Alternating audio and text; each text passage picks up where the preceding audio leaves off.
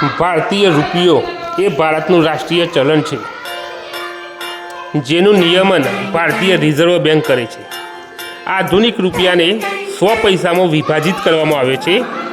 ચલણની દ્રષ્ટિએ જોઈએ તો 1, 2, 5, 10 રૂપિયાના સિક્કાઓ છે અને 5, 10, 20, 50, 100, 200, 500 અને 2000 રૂપિયાની નોટો ચલણમાં છે.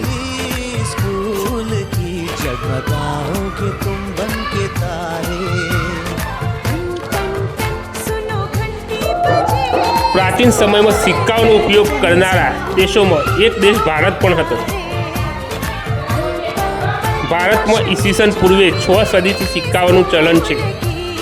પુરાતત્વ સંશોધનમાં મળેલા સિક્કા પરથી જાણી શકાય છે કે હડપ્પીય સંસ્કૃતિમાં પણ સિક્કાનું ચલણ હતું.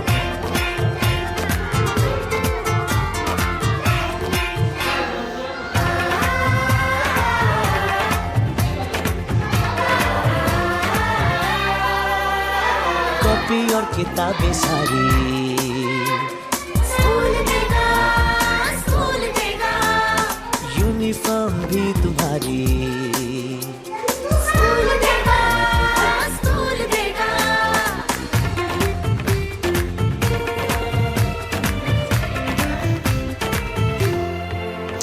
ભારતીય રિઝર્વ બેંકે 1938માં 2, 5, 10, 50, 100, 1000 અને 10,000 રૂપિયાની નોટો છાપીને નાણું છાપવાની શરૂઆત કરી. જ્યારે સરકારે 1 રૂપિયાની નોટો છાપવાની કરતા પોતાની પાસે રાખી.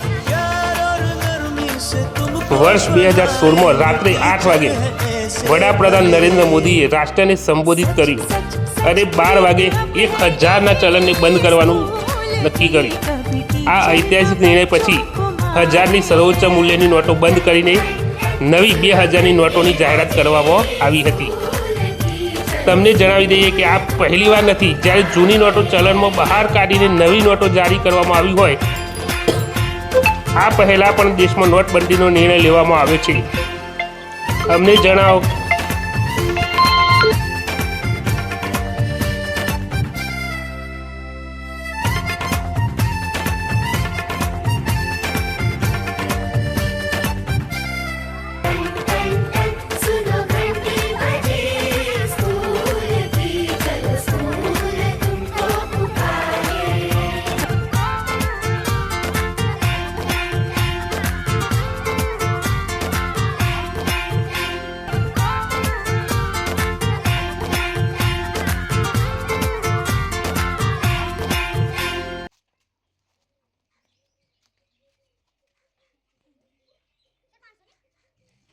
ઓહો, એક જ નોટ પૂરું કરી દીધું.